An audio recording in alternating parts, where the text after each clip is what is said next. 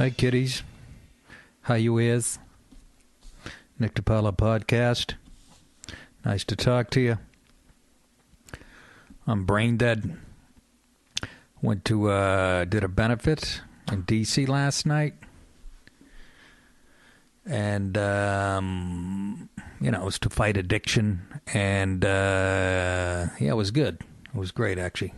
Billy Burr, Tom Papa, Tig Notaro, Judy Gold, a whole slew of kids. Great audience in D.C. Usually a very politically correct market. Kind of makes sense. And that's where politics is based in our country. But, it's just a real PC feel to everything. Even the whole event. I don't know, man. I feel like I'm living in a different universe. Anyways, so I had my flight booked for weeks to go down there.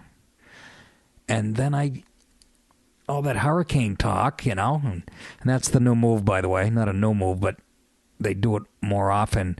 The local news loves to play up those hurricane stories. They string you in about 8 days ahead of time when it's like a pimple on an elephant's ass, 40,000 miles south of the Dominican Republic, and then they suck you in for the week to keep tuning in, and then they get ratings, and that's how it works. Their ratings go up, and Home Depot advertises. They sell shovels, or umbrellas in this case. But it turned out to be a big fucking turd, just like I told everybody. But all that talk, so I'm laying there Friday night, and I think I've made clear how much I hate fucking flying after all these years. And I'm like, D.C.'s about, the gig was 260 miles away, about 4.5 hours. And I'm like, I don't want to go to the fucking airport tomorrow morning. Just the thought of me, once again, having some fat ass bending over, taking their shoes off in front of me, and some, old lady fucking up the line and slowing it down. Just those thoughts. I'm such a control freak. And when you're about to board and people start edging up towards that anxiety just shaves years off my life. And I'm like, fuck that. That's how much I hate I know I have a 4-hour drive in front of me, but I'd rather drive for 4 hours. Because by the time I get up and fucking, I was going to fly out of LaGuardia. That's about 45 minutes from where I live. And then all the hurricane talk. I'm like, the last thing I want is, it's a benefit. It's kind of important. I don't want to be at LaGuardia and the flights are delayed and shit. I mean, they were talking up a pretty good, storm there. So I'm like, fuck that. I'm just getting up tomorrow, and I'm driving. I don't mind driving. Every time I hear about cars that are going to drive themselves, it makes me sick to my stomach. So I just got up. I fucking set the alarm for like 8. And left here about 8:30. Was there at 12:30. The W Hotel. And, and the beauty of it, no airport on the way home, nothing. I call the car service Friday night. I go, cancel this, cancel. I didn't tell the people that that set up the whole gig. Because I didn't want them to get all freaked out that I was driving or whatever. Anyways, so it was great. We only had to do like 10, 12 minutes a piece, and actually get paid well for a benefit. But there had to be over 1,000 people there, I got to believe. It looked it. That's what I was told. I don't know. But it was killer. Killer audience. And right after the gig, I watched Tom Papa went on after me. He was murdering. And I said, I'm out of here. It was beautiful. There was no pressure to stick around. I'm like, we don't have to go out and take a bow like fucking Les Mis or any of that. Sometimes they do that when you're at festivals and shit. I don't know why they do that. They have us come out and take a bow. Like we just did Man of La Mancha. And, so I'm like, okay, take care. Nice talking to you folks. You send me the check. I texted the valet. He bring my car down. By the time I got back to the hotel, I walked and checked out. Bing bang in the car by like 10 o'clock. I don't know. Yeah, I get home at because I get home at like 2:05. It was beautiful. I love driving late at night. I just love it. Nobody out there. A little congestion when you're leaving D.C. on Saturday night. But after about a half hour, 40 minutes, it cleared up. And it's nothing but smooth sailing. I'm listening to Notre Dame choke against Clemson on the radio. And I'm at peace with myself. It's the only time I'm happy, folks. When I'm in my little car, my fucking bubble. Just happy as a clam. Knowing I made some fucking dough and... there's like 3 droplets of rain. I'm like, wow, this is a real fucking... Glad I have the yellow windbreaker on. Like the Gorton's Fisherman. Nothing. It's home in 4 hours. But I come in the door and I'm fucking wound up. So what do? I watch SNL. Till, 3:30. And go to bed at 3:30. And my eyes are wide awake. It's 7:20. Wide awake. Laid there for about an hour and a half. Said, fuck this, I'm getting up. I'm so fucking tired right now. And you guys, you'd be laughing. I'm trying to pull clips, which I've been doing for 2 years on this show. And, I pull my own clips off the internet and all that shit. And there's a few steps. And I'm sitting here, and none of the clips are transferring to my to my iPad. And I'm like, what the fuck am I doing wrong? And, skipping like 2 steps just out of mental fatigue. It's unbelievable. I'm going to start having to do blow again. Look, I tried the weed. We all know how that turned out. But I got to be honest with you, though. If I didn't give that shit away and there was some in my house tonight, I might bite a corner off. That's how fucking tired I am. Woo!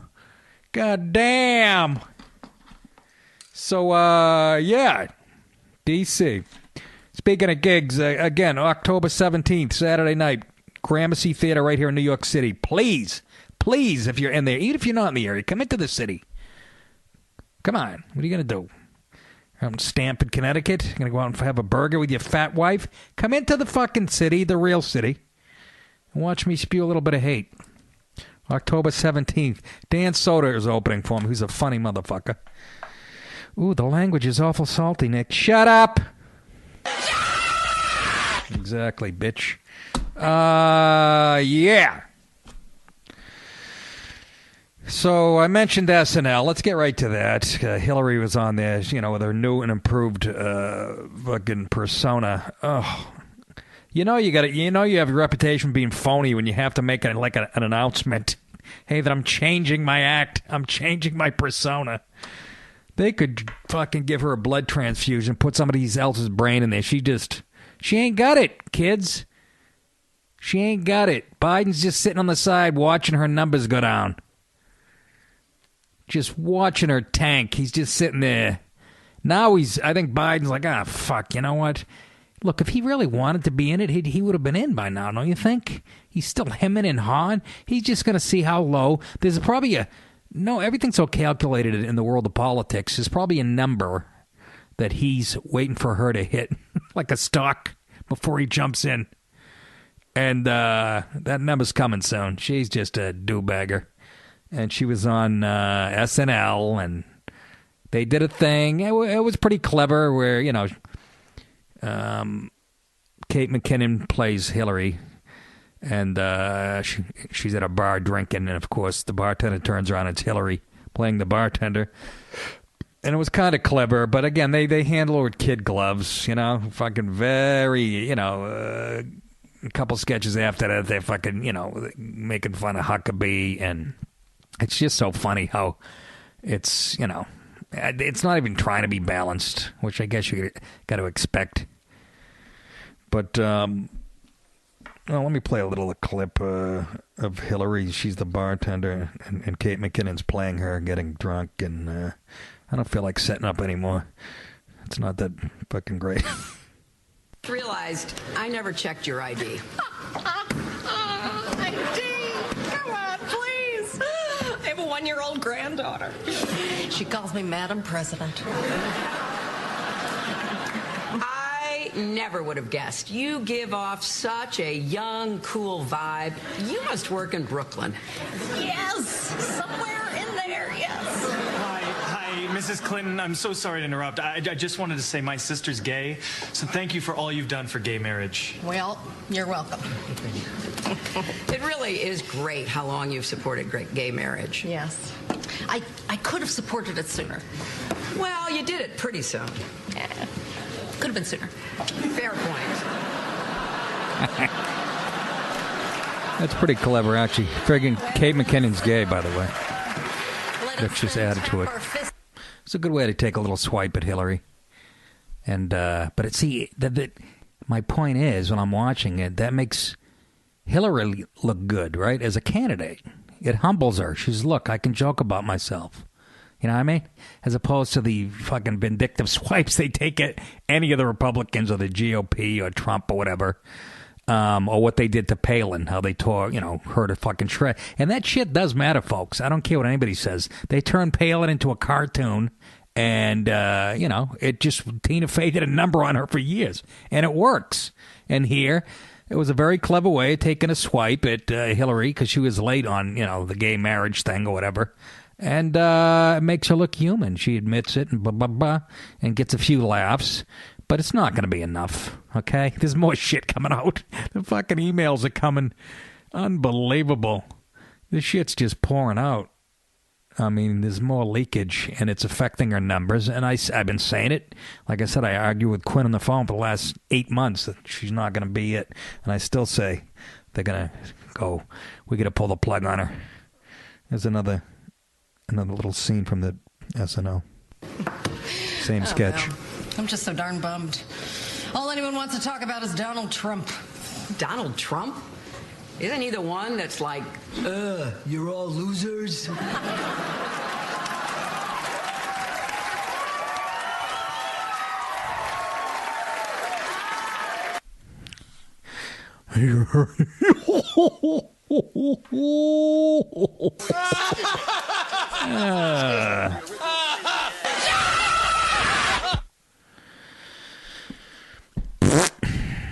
It ain't enough, Hillary. Too late. Too little. Too late. Now there's a book out, and I was reading about it today, and I was laughing my balls off how she physically abused Bill when they lived in the White House. She'd throw ashtrays at him. The Secret Service would find broken glass after they had a fight. Real hillbilly shit. And it's not just some guy doing a hatchet job, because a few guys that worked detail, what do you call it? The fucking bodyguards. They corroborated these stories in this book. Barbara Streisand came to the White House, I guess, when Hillary was on a trip somewhere, and she stayed over. Barbara Streisand stayed over the White House, and Hillary was on the road somewhere, and apparently she freaked. And the next day, Bill Clinton's got like a huge scratch on his neck. And Dee Dee Myers, I think who was the press secretary at the time for Bill Clinton, she even said in the paper, she goes, yeah, I was the idiot who came out and said he cut himself shaving before she even saw the scratch. And then she saw it, and she's like, there's no way he could have done that with a razor. I mean, that's how you know the shit's real. And she's just a fucking vicious ice queen with a temper. And, they always talk about, is John McCain, does he have the temperament? Or Donald Trump? You want somebody like that who's going to snap these crazy fucks? You really want fucking Hillary? I don't remember hearing any stories about, Trump throwing an ashtray at his wife's face, or or John McCain fucking physically abusing his wife. Yeah. They fucking ripped her a good one. The stories are so funny, man. Just regular hillbillies, She'd punch him. They said she'd throw whatever she could get her hands on, whether it was, a pillow or a vase. She'd slam doors, which my wife does, by the way, a couple times. Only a few times since I've known her. But she fucking, if we're getting a fight, she'll slam. She slammed like these French doors in the house, with glass. She slams them and the glass breaks. The fuck's that going to help? And, of course, right in the middle of the fight, and I see that, and she slams it, and the French door breaks, and I have to go, now clean it up, you spoiled guinea brat! A little levity to break the tension. Only a comedian would quote a line in a movie in the middle of a fight with his wife, thinking she was going to go, that was pretty good thinking. That was a good one. No. Wasn't having it. But, yeah, you don't want this psycho post-menopausal bitch with her finger on the button. Yeah. Physically abusing Bill. Fucking hilarious. Secret Service guys say it's all fucking true. Doesn't matter. It doesn't matter.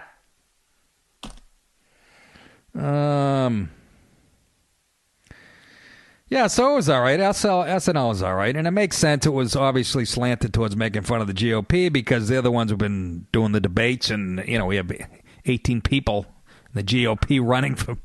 So there's a lot of fodder there. So, but it's just so funny how, like I said, they take superficial swipes at people on, you know, Democrats as opposed to the Republicans. They just love to cut deep but that's how it always is, you know. But what I don't understand is when Hillary Clinton in that sketch turned around for the first time and, you know, when she was playing the bartender, she gets this, like, you know, 30-second applause break from, you know, really young people in the audience. That's who goes to SNL. I've been in the tapings. Really? Really? That's who you fucking... That's who you want? I don't know. I think if I was on the left and I was a young 18-year-old and a dumb lefty, like most of them, I'd be fucking pulling for the madman from Vermont, Bernie Sanders. Looks like every time you see him, looks like he had his prick in a light socket, that fucking hairdo. What, did he just get off a jet ski? Jesus Christ, put a brush in that thing, Grampy. How about him getting 20,000 people in Boston, my hometown? Makes me sick to my stomach with their politics. A fucking socialist. The fact that he's getting crowds like that makes me ill. But is he really that much different than who we have in office now? This putz?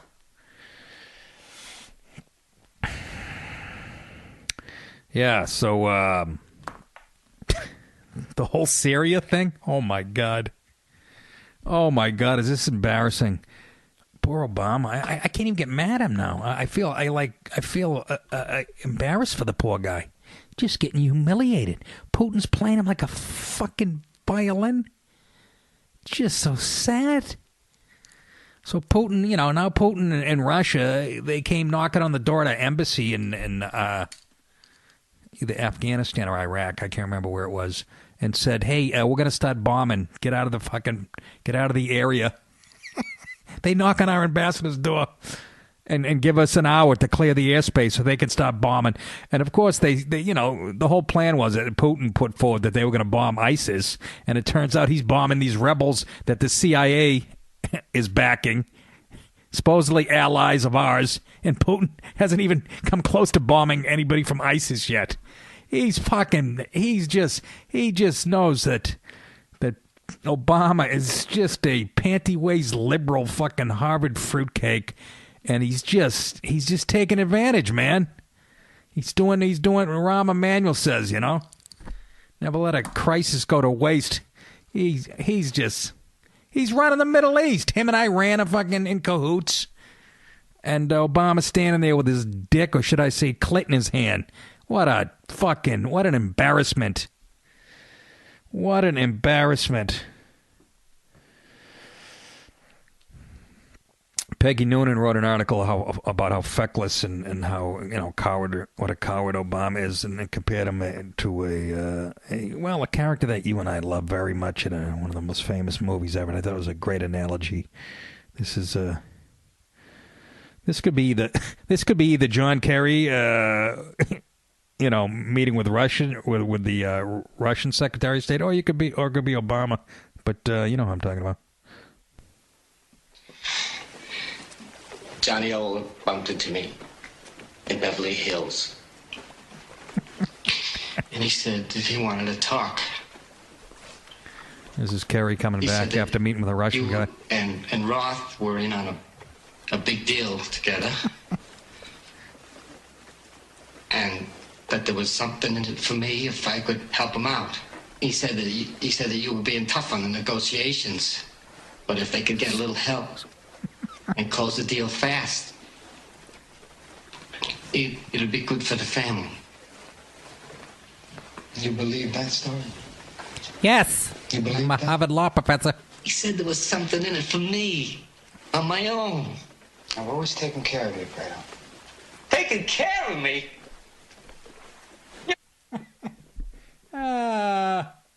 Mama-san.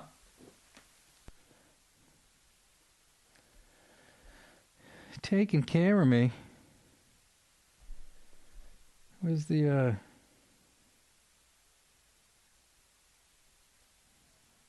I don't know. Thought I had another clip there. But that's who he is. He's being played like a fiddle. Just Obama's just slapping him around, like, just calling him on his bluffs. And even after Russia starts bombing these so-called allies of ours, we don't even know how, these fucking Syrian free army or whatever. But even after Russia started, we noticed that they're not hitting ISIS and they're actually hitting people who are supposed to be fighting Assad alongside of us. And we don't even have a response for that. Oh, we're gonna sit by. We're gonna have to talk to the Russians about this, and we'll figure it out. That was basically the answer. After we have nothing. We got nothing. No ultimatum. So Putin, it's so obvious, man. He's gonna be a player in the Middle East. This is what happened when you lead from behind, as they say. Unfucking believable.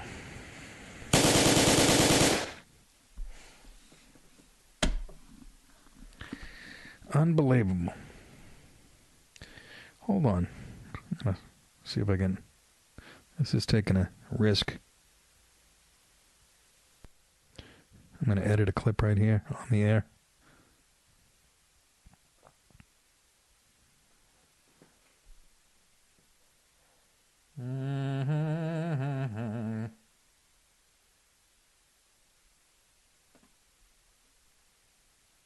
Things I'm smart, not like everybody says.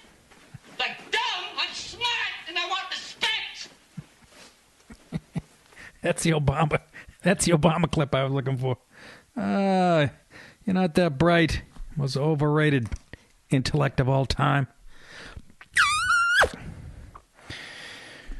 So, Putin's the player now. He's the player in the Middle East, and who knows what they're fucking, the Russians and the Iranians. It's nice to have Russia working with Iran hand in hand, and now we're lifting those sanctions. That's 150 billion with a B that they have to play with to export terrorism all over the planet. Sure, that's not going to come back to haunt us. That fucking Iran deal. Mother of Christ. I can't make this shit up. Unfucking believable. Why didn't I pull that friggin'... So it's a fucking sad world, ain't it, folks? But and every time I listen to this stuff, I think of Obama when he was debating Romney, remember? And they asked who are most dangerous geopolitical threat to the United States, and Romney said Russia, and Obama said all arrogant and cocky. The 1980s call, and they want their foreign policy back, or whatever the fuck I'm paraphrasing. Who's the dick now? Do you understand how much better Romney? Do you understand how much better a president he would have been? I don't give a shit. I know you people who love Obama are going to just fucking never admit it. That he's been a catastrophe. But just that alone. But that's not important. What's important is gay marriage and that towns don't have too many white people in them. I'm going to get to that later on. Might as well get to it now. But that's what's important, right? And keeping abortion, the abortion mill roll. That's what's important. And building bridges that are falling down and stuff like that. Never mind fucking Russia pulling a power play and China setting up, making islands in the South Pacific. Oh, God. What the fuck happened? Why is everyone so fucking stupid? Why aren't more people intelligent like me? Here's the fucking... I wasn't even going to talk about this, but to stay on the fucking progressive dummies... de Blasio, Mayor de Blasio, a one-term fucking mayor if I've ever seen one. Even the fucking libs don't like this douche. But this is what he's doing as the world burns around us. He's running around. You know, he wants to be like the face of the progressives on a national level. This is what he's doing. He has the city doing. The city is grilling museums and cultural institutions about the racial and ethnic diversity of their entire staffs. And if they don't answer, they'll be cut off from taxpayer cash. Okay? He's worried about the diversities at museums and cultural institutions here in the city. What a burning issue, huh? Because it really matters who points you towards the fucking Monet, whether it's a fat Chinese woman or a 6'8" black guy. Like it really. Nearly 1,000 organizations were asked to fill out a survey this summer detailing the race, gender, and disability status of their employees and board members. As long as you complete the survey, you'll be eligible to apply for funding from the city in fiscal year 2017, institutions were told in a July 20 letter from the Commissioner of the Department of Cultural Affairs. Organizations had to fill out a demographic spreadsheet by combing through their personnel files for their workers' information. It's literally racial bean count. Groups that don't keep such data were told to hand out voluntary surveys to employees with the caveat and the instructions that you cannot require a staff member or board member to self-report any element of their identity. No, you could never trust. In addition to providing the workforce information, the culture groups had to answer a questionnaire, up to 48 questions, including, how does your organization engage with issues of diversity on a daily basis? Are they fucking... It really is a mental illness. Liberalism really is a fucking mental illness. You think... Can they stop with the word diversity for 2 minutes? Have you ever seen... It's just unbelievable. That's one question. How does your organization engage with issues of diversity on a daily basis? What forms of diversity do you think are important for strengthening the quality of work for your organization? This is all just code for if you walk in and we don't see as many black and brown people working in the museum as white people, there's definitely discrimination going on. It's a term for called disparate impact. You can Google it. It's literally, it's just racial bean counting. They can walk in, let's say they walked into a DMV and well, that's a bad example because usually it's usually, 60-30 black to white at a DMV. But if you walked into a, large company and there's, you see 22 white guys and there's only 4 people of color, they don't even have to prove actual discrimination. That's just proof enough. The numbers are saying right there that discrimination is going on. That's how it works. It is so fucking creepy. And the arrogance to me, they're doing it with my town, by the way, up here in Westchester. We've been in the national news. Rob Astorino is the county commissioner. And for years, they've been, studying Westchester, and the federal government, HUD or whatever, says it's too white. It's literally too white, and that they want to build low-income housing up here in nice neighborhoods. And they're using this, this bean counting, this disparate impact. And Rob Astorino, thank God, is like, fuck you. We're not discriminating against anybody. You can either afford to live here or you can't. That's how it works in America. And you know how I know I'm on the right side of this and we're on the right side? Because there's black people that agree with me. They're like, we don't need special fucking treatment. I'll work like anybody else. And if I can afford to live in a nice neighborhood. Of course, not all people of color feel that way. They probably, you're discriminating against us. Can you imagine having the arrogance to do that type of social engineering? Who the fuck are these people? They think they're fucking God. It's unbelievable. There's no discrimination. And by the way, Astorino sued, sued the federal government. They've been in court. Anyways, they came down on the side of Westchester and Rob Astorino, the county executive, saying they couldn't prove there was any discrimination going on. But because Astorino isn't agreeing to participate in this horse shit, the county's losing $4 million. Some type of funds that we get from the feds. Just because we won't play this game. It makes me sick to my stomach. Can you imagine worrying about if the staff is diverse enough at the Guggenheim? Can you imagine? He's got nothing better to do. Jesus Christ. What the fuck did he witness as a kid? You know, Bill Hicks used to say, I think he's talking about Strom Thurmond or some real right. He goes, you know, anybody that, when you're that far right, you have a secret to hide. Yeah, well, it goes the other way, too. It's creepy. It's creepy, de Blasio, and I don't fucking get it. Even Cuomo, another phony.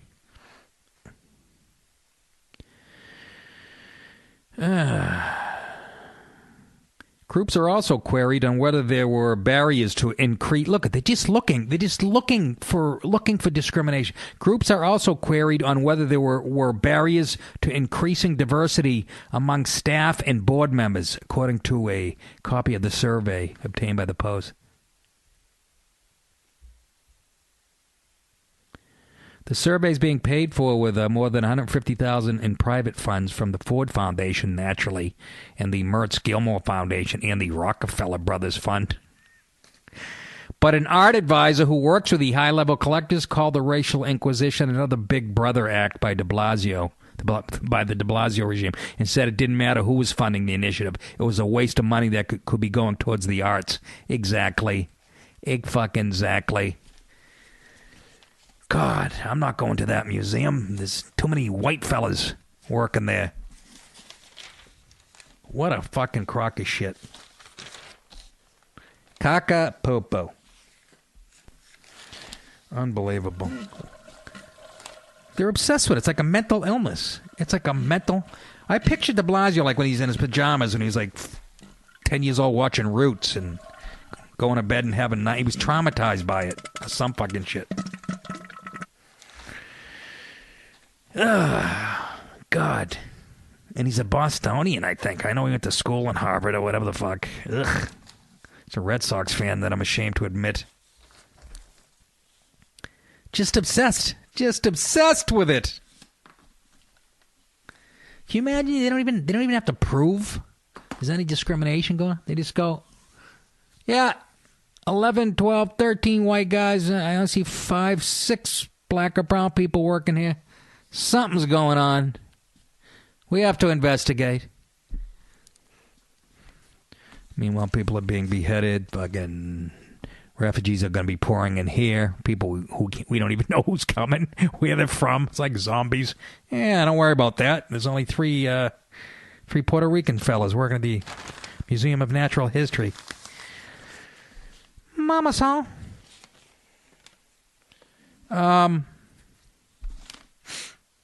What else do I want to talk about? Oh, tomorrow, Colin. I'm doing Colin's, the cop show, the web show that he's been working on for a year or two. Doing an episode tomorrow, and it's in. I gotta be in Brooklyn, somewhere in Brooklyn. Greenpoint, I think, or whatever. And but that's gonna be fun. That's always fun, you know. If you guys probably saw her. I mean, last season he had Amy. Amy was on Gaffigan. These are all guest starring roles. Seinfeld, obviously.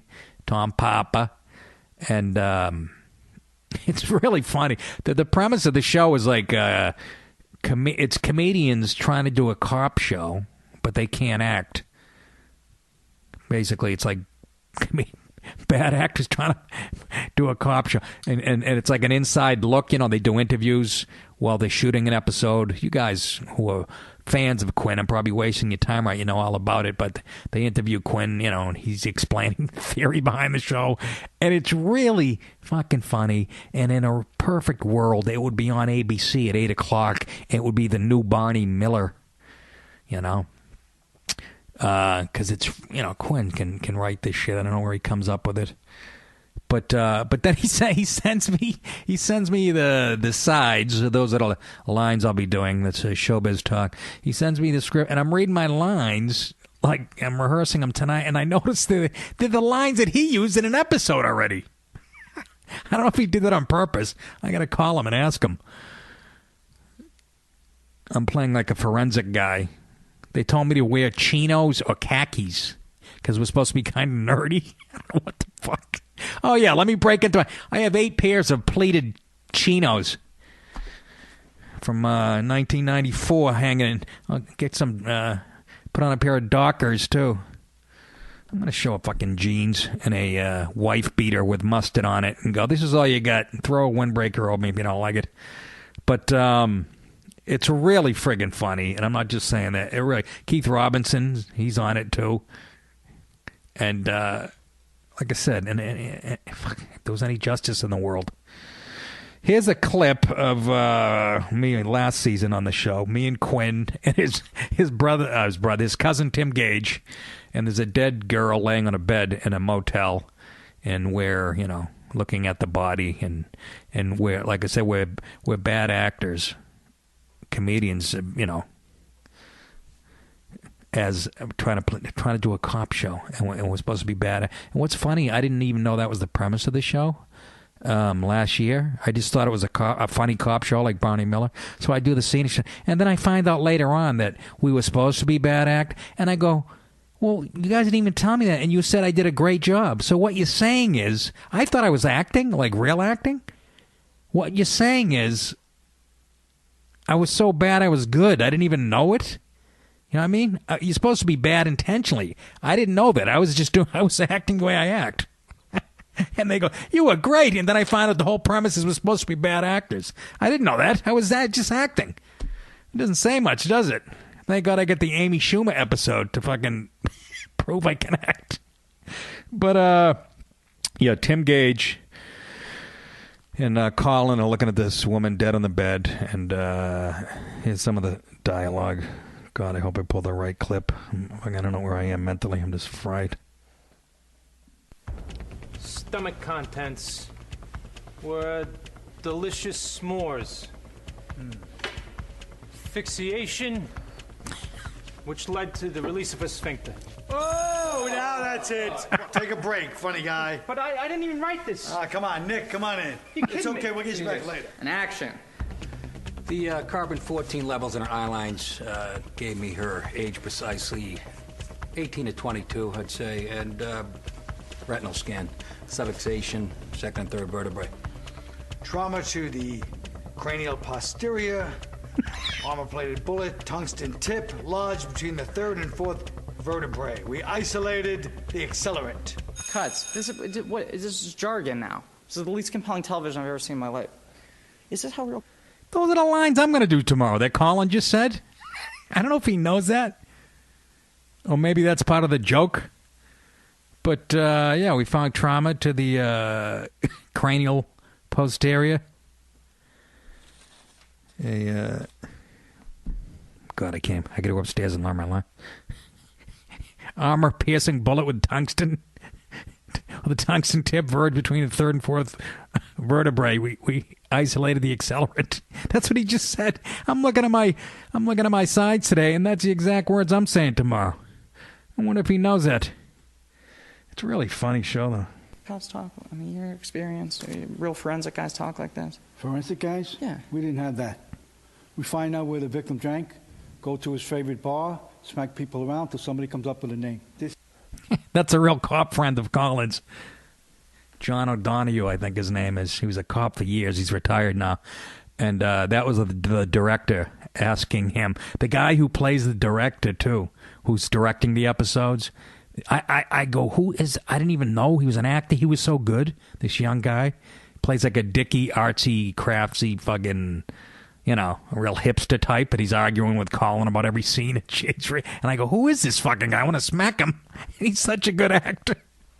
And, yeah, I'm hoping it sees the light of day, Jesus Christ.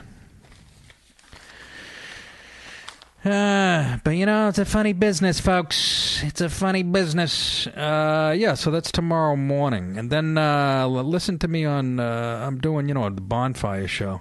That's Dan Soder and Big J. Although I don't know when that's going to air. Is that live? I don't know. I'm doing it tomorrow. Yeah, it must be on tomorrow night on Sirius. And to plug, obviously, Gramercy and a few other things. And then, yeah, Ron Bennington on Tuesday. So hopefully you guys will listen to this episode before that. And hey, man, unbelievable feedback on the Mark Maron What the Fuck podcast episode. Unbelievable. It's so funny how much weight some of these shows carry. My Twitter thing's blowing up. And I actually listened to it. I've listened to maybe 3 podcasts, including my own. I just don't listen. And but I listened to the Maron one because we had good stories. We had a lot to talk about. But people loving it, you know. It's very cool. It's a whole new world, you know. You do something like that. It's like doing a TV show.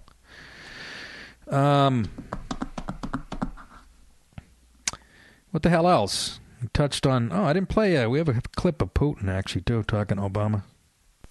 Comrade, here is something that might be of interest to you. A transcript of the conversation between your helicopter pilot and his commander. We intercepted Dragonfly Wolf 10. Colorful names. Here we are. We have them in sight. And the reply, abort the operation immediately. This is a recall. Confirmed. Over. It seems you were abandoned on direct command. And these are the people you protect with your pain. Zarisky Zvolich. You may scream. There is no shame. Ah! Burnt a hole in my mommy jeans.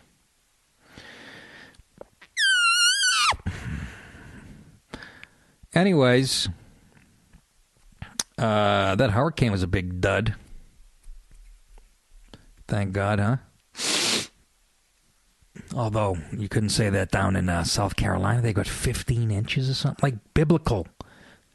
The most they ever got in one day was like 3/4 of an inch, and they got like 12 inches in 2 days. 2 people died, for Christ's sake. One lady had a tree fall on her, and another lady drowned in her car. Unbelievable. Fucking crazy.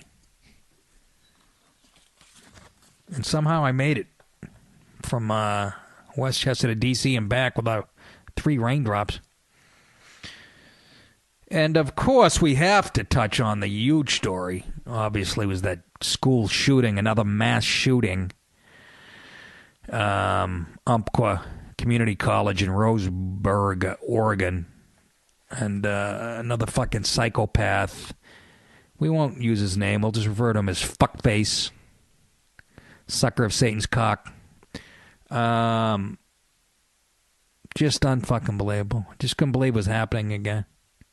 And, of course, it kicks off the whole firestorm about guns, and I'm so tired of the friggin' argument. Yeah, there are a lot of guns. Yeah, but, just like you said, you can't deport 11 million illegals. You're not going to get rid of fucking guns. Stop with that shit. What you got to do is enforce the 50,000 laws that are on the books. And, when somebody gets caught committing a crime with a gun, you got to punish them. These fuckers are back on the street. I'm not talking about this specific case, but and a lot of, we talk about gun problems, and no, but they don't enforce the laws. Guys are caught, on parole with guns, and they're back on the street in a year or 2. Nobody's afraid to use a gun. That's the problem. Yeah, there's a zillion guns. And don't tell me if there was a guard sitting in each classroom, and I think we could do this. There's 94 million people out of work. How about that? We hire them, pay them fucking $80 an hour. Unionize them, to sit in every classroom in every middle school, high school, college across the country. That was a gun-free zone, by the way, this school. So how'd that work out? Unfucking believable. And Obama was great, and I know he's sincere. That speech he gave after, and he goes, it should be politicized. It's the one time that, to me, he actually looked like he had some passion, that he actually was sincere about something. I mean... But his argument, in my opinion, is all wrong. And they start comparing to other countries. We're the only industrialized, and they put up Norway and Sweden and Poland and let me see, what are those? Yeah, Yeah, real diverse in cultures and about, 1/8 the size of ours. And it's such fucking nonsense, man. It's such fucking... You got to put people away for a long time, even if, and they'll be afraid to use guns. Let's start there. You're not going to get rid of them. Yeah, this is Zillion guns. We were founded on guns, okay? If they don't like it, go to another fucking country. And again, the majority of people, 98% of them, know how to use the gun. But then you got, it's not just that. Then you get mental illness comes into play, and the ACLU and groups like that protect people's privacy to the point where you can't find anything out about them, or you'll be sued if you make it public. There's a million things. It's not just one fact, but mental illness. And then this guy was another fucking guy who lived on the internet in his own world. You combine loneliness, depression, mental illness, and with such a media-driven society.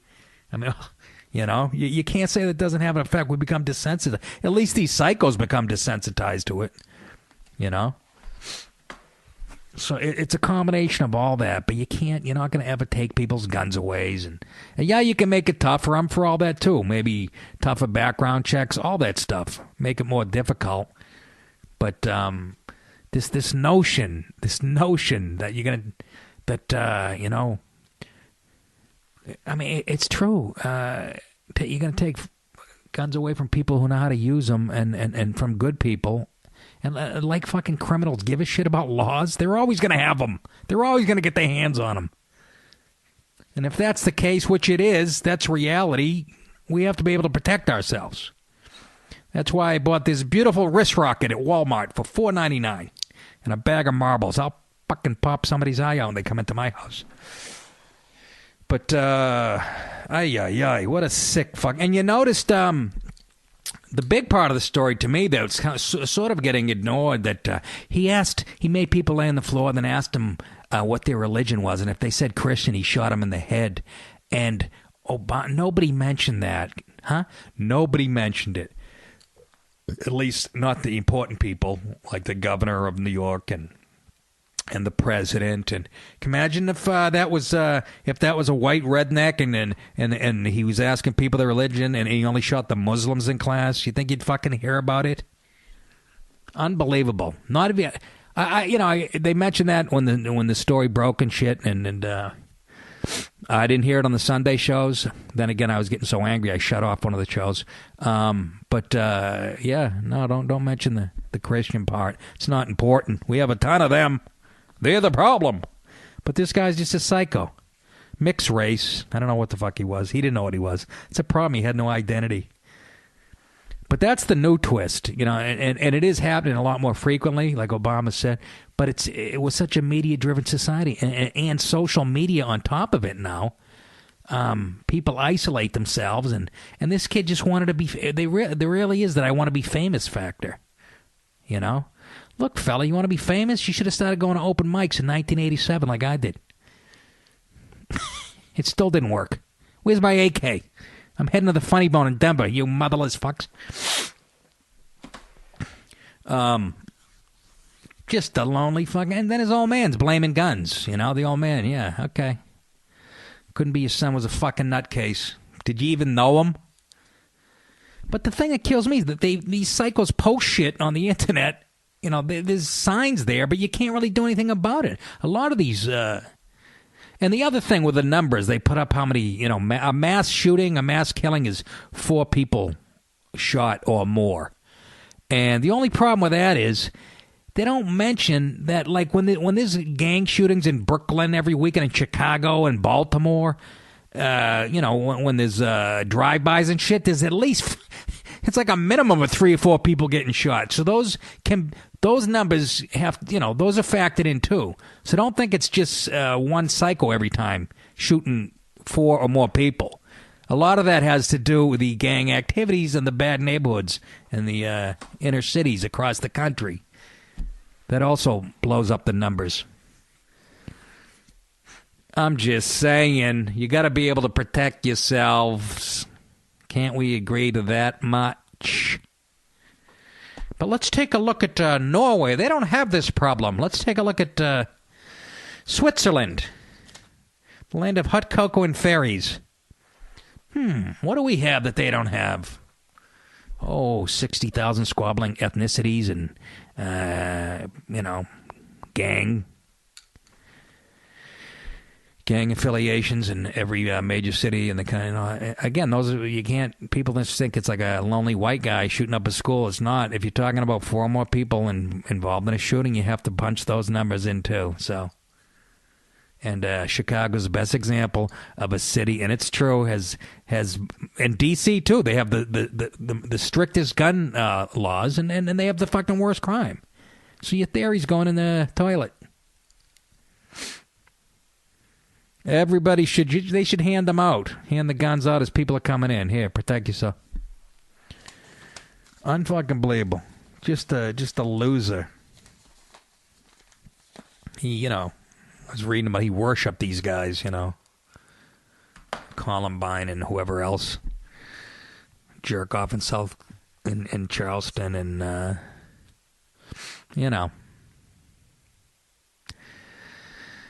don't know. Girls, you have to sleep with these guys. A lot of that is pent-up anger. You got to fucking at least give them a hand job, A lot of that, it makes them crazy, that backed-up jizz. It's like candle wax. They go cuckoo. They're lonely. Help them out. No, I'm not blaming girls. I'm just joking around here. But I couldn't believe what the fuck I was hearing. And then I watched the coverage all week and couldn't believe scarce mention of the Christian thing. It's just, you got to look out for it, but the political correctness, it's unbelievable. They love a rigged game, don't they? Yeah, they do. It's just Christians. What else, kiddios? I talked to you since Yogi died, right? Yogi Berra. That was college football yesterday. I watched a doozy when I was at the W Hotel, laying on my bed 11 hours before the gig with the curtains pulled. $840 worth of the mini bar. Nothing like a $21 bag of fucking Fritos, huh?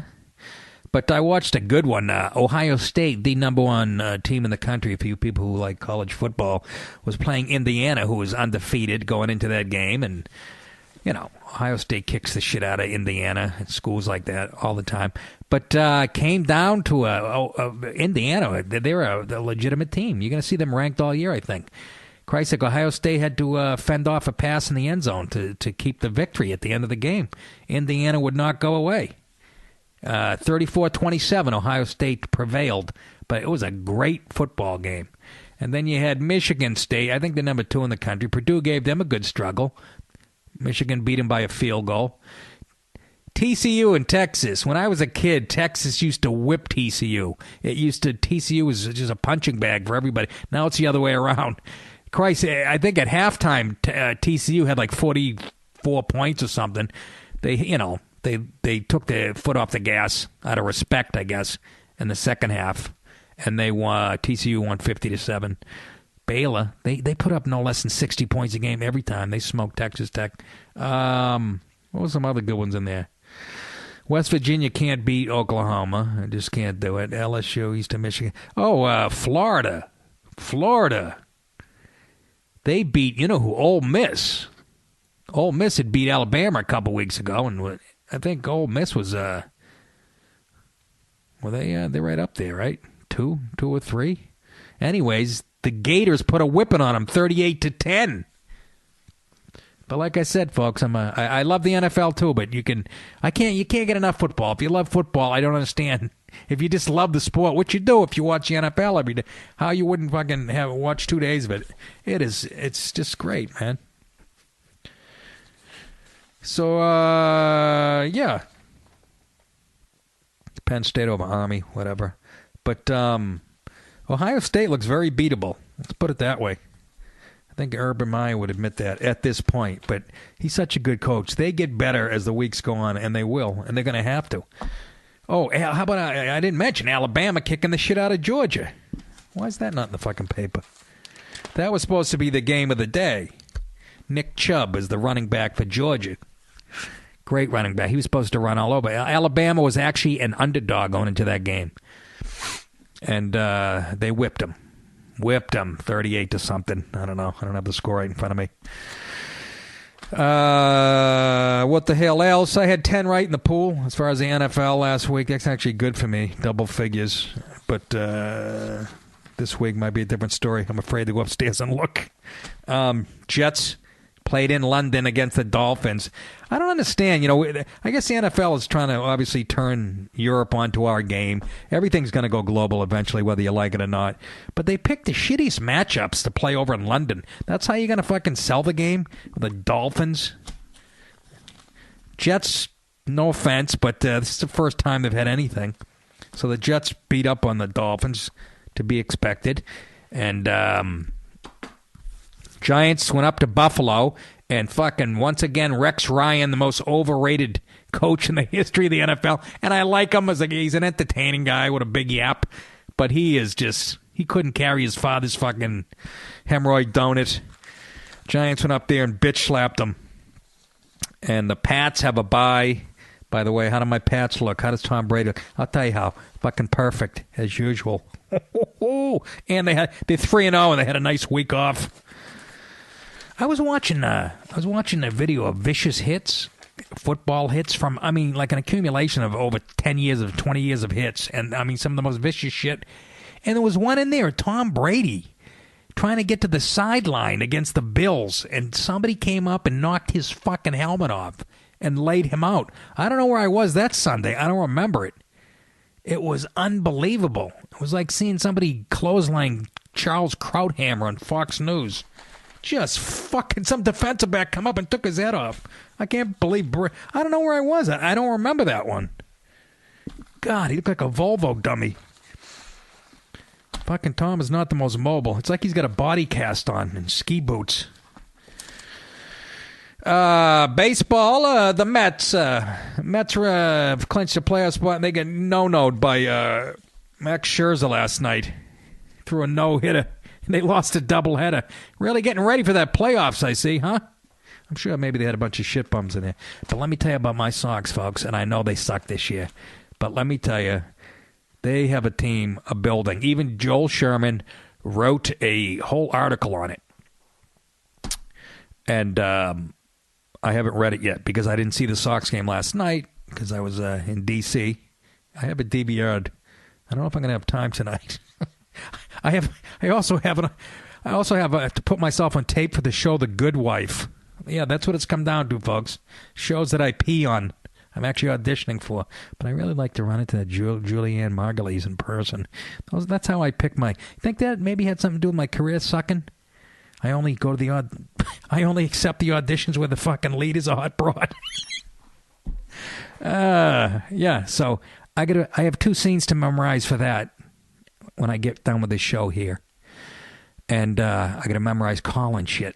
And I'm going to put myself on tape for the Good Wife.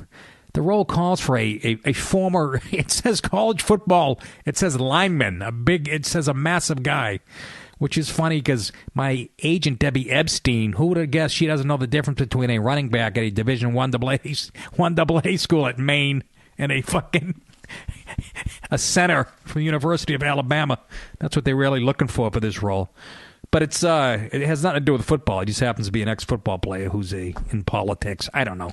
I don't know how they decide this shit, folks. So I'll just I'll just go out and go to the Men's Warehouse, get a size 68 jacket, and stuff it with toilet paper, and stand in a box and have my wife shoot me on my cell phone. Do you believe people do auditions with cell phones now? My agent goes, yeah, you can use your phone. I go, get the fuck out of here. Really? People are booking shit? It's kind of cheesy, no? Yeah, I don't know. I think it is. Well, this goes out to all you feminists. I don't want to forget you. Well, folks, I'm going to wrap it up. I got to go learn some lines for the Good Wife. It's over. It's over, Johnny. It's never over. It's not over. I'm doing Stallone in First Blood. For you, it's over. For me, it never stops. Come back to the airport. People call us baby killers and all that vile crap. All righty, kids. Oh, yeah, I was talking about my Red Sox. They are loaded. They are loaded. All these young guys came of age in the second half. And I'm telling you, they have the best ERA in baseball since the All-Star break? I don't know how they explain that. But the offense is killer. And I know, like I said, Joel Sherman wrote a whole article that I haven't read yet. I think he's the best baseball guy in the New York as far as writers go. But anyways, they're going to be players next year. That's what we do. We come in last for a couple of years in a row, then we win it, and we come in last. Excuse me. Hockey's are starting. That's about it. Did I cover everything? Yeah, mass shooting by fuckface. Again, don't mention his name. D.C. benefit, Putin in Syria, playing Obama like a little girl. Colin Show, Hillary, SNL, de Blasio, Mamaluke. The Mamaluke of the year. The Mamaluke. That's about it, kids. I will, oh yeah, plugs. Hope I wasn't supposed to read the spot for Adam and Eve. I think I did it 4 times. I think it was a month thing. Anyways, I like big zits. That's right. Gramercy Theater, October 17th, if you haven't heard. Then I'm doing a couple of private things Thursday, the 22nd, but you're not going to be invited. Then Saturday, the 24th, in New Haven at the Sports Haven, New Haven, Connecticut. It's like a nice casino, actually. Pretty good gig. Pretty good goddamn gig. Doing Red Eye on October 31st, which is Halloween. November 5, 6, and 7. Magoobies in Timonium, Maryland, right outside of Baltimore. It's an A room. It's a good room. Like it a lot. Done it many times. November 12, 13, and 14, the Comedy Club of Jacksonville, Florida. And then November 28th, Suffolk Theater, Riverhead, New York. December 4 and 5, the Comedy Scene in Foxborough, Mass., right at Gillette Stadium. Do you know I haven't been there? How embarrassing is that? I have not been there. Imagine me, the Pats fan. That's enough for now, kiddies. Can you guys think of anything else? I say that like I have a whole staff here. I love you for helping me to construct of my life, not a tavern, but a temple. I love you because you have done so much to me. Fuck you! Fuck you! You have done it without a word, without a touch, without a sign. You have done it by just being yourself.